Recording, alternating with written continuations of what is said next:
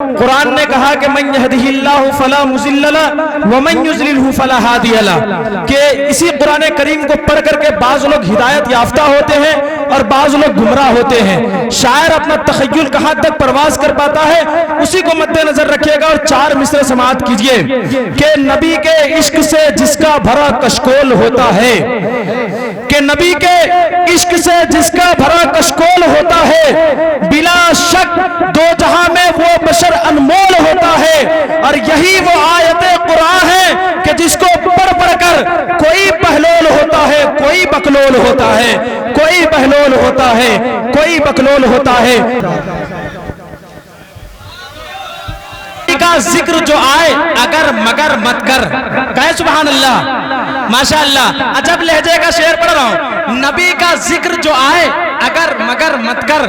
ہواؤں کے دوش پہ دریاؤں کا سفر مت کر۔ نبی کا ذکر جو آئے اگر مگر مت کر، ہواؤں کے دوش پہ دریاؤں کا سفر مت کر۔ ابھی بھی وقت ہے خود کو سدھار لے گستاخ، صحابہ کو مان لے زیادہ بکر بکر مت کر، صحابہ کو مان لے زیادہ بکر بکر مت کر۔ چلیے، دل بھائی نے کہہ دیا، یہ میری دل کی خواہش ہو گئی جب دل بھائی نے پسند کر لیا، تو آپ کو ایک بار اور سنا دے رہا ہوں کہ نبی کا ذکر جو آئے اگر مگر، ہاں آپ لوگ کہیں گے تو ذرا اچھا لگے گا، ایک بار میں پڑھ دیا اب آپ پڑھیے گا۔ نبی کا ذکر جو آئے اگر مگر، ہواؤں کے دوش پہ دریاؤں کا سفر مت کر، اور ابھی بھی وقت ہے خود کو سدھار لے گستاخ، صحابہ کو مان لے زیادہ بکر بکر مت کر، صحابہ کو مان لے زیادہ بکر بکر مت کر۔ کہ نہ آسمان نہ کسی شہنشی سے نکلے گا، نبی کے عشق کا سورج جبی سے نکلے گا، کہیں سبحان اللہ، ماشاءاللہ۔ نہ آسمان نہ کسی شہنشی سے نکلے گا، نبی کے عشق کا سورج جبی سے نکلے گا، اور جہاں جہاں پہ بھی پہرے بٹھائے جائیں گے، جہاں جہاں پہ بھی پہرے بٹھائے جائیں گے، جلوس مدح صحابہ وہی سے نکلے گا، جلوس مدح صحابہ وہی سے نکلے گا۔ اور آخری مصرع دیکھیے گا کہ نہ آسمان نہ کسی شہنشی سے نکلے گا، نبی کے عشق کا سورج جبی سے نکلے گا، اور جہاں جہاں پہ بھی پہرے بٹھائے جائیں گے، جلوس مدح صحابہ وہی سے نکلے گا۔ اور یہ مدن پور ہے، اسے دیکھ لے اے جہاں والے، رافضیت کا جنازہ یہی سے نکلے گا، رافضیت کا جنازہ یہی سے نکلے گا۔ یہی ویدوں سے ثابت ہے، یہی ودوان کہتا ہے، یہی ویدوں سے ثابت ہے، یہی ودوان کہتا ہے، سبھی کا ایک ہے مالک یہی قرآن کہتا ہے،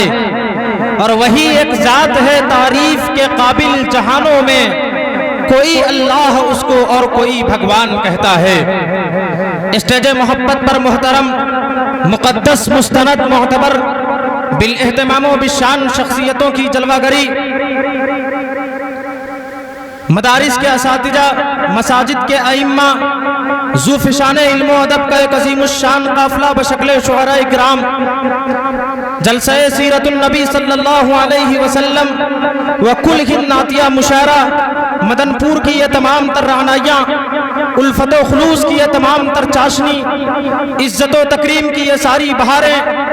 عشق و عقیدت کے سمندر میں ڈوبی ہوئی تاریخ ساز فقید المثال پر نور پر بہار اور نورانی محفل، الفت و محبت میں ڈھلی ہوئی راتیں، مشک و عنبر میں بھیگی ہوئی ہوائیں، تاجدار کون و مکان، فخر زمین و زماں، امت کی ڈوبتی ہوئی کشتی کے کھیونہار، غریبوں کو اپنے سینے سے لگانے والے پیغمبر، انسان اور انسانیت کی معراج کرانے والے رسول محتشم، آقائے نامدار مدینے کے تاجدار، ہم غریبوں کے غمگسار،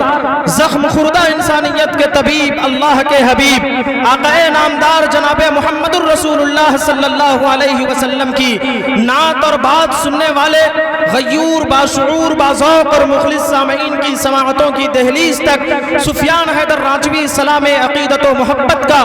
ہدیہ پرخلوص پیش کرتا ہے۔ محبتوں کے ساتھ قبول کریں۔ السلام علیکم ورحمۃ اللہ وبرکاتہ۔ ماشاءاللہ، مکرمی سامعین کرام، جن جن خطبہ اعظام کو اور جن جن شعراء کرام کو آپ نے دعوت محبت دی تھی، الحمدللہ وہ تمام کے تمام شعراء کرام اپنے ذہن و فکر کی تجوری میں شاعری کا انمول خزانہ لے کر آپ کے دیارے پربہار میں حاضر ہو چکے ہیں، مگر جب یہ آپ کے بکھرے ہوئے زلفوں کو دیکھیں گے تو اپنی دولت نکالنے کا خیال کم اور اپنی کنگھی نکال کر آپ کی بکھری ہوئی زلفوں کو سنوارنے کی فکر زیادہ کریں گے۔ اس لیے مدن پور کی جو تاریخ ہے، جو ریت ہے، جو روایت ہے، جو پرمپرا ہے، آپ کے جو سننے کا مزاج ہے، معیار ہے، آپ اس کو بھرپور انداز میں پیش کیجئے گا۔ جوتشی اور برہمن کا بھی دل جیت لیا، جوتشی اور برہمن کا بھی دل جیت لیا، اہل اسلام کے مسکن کا بھی دل جیت لیا۔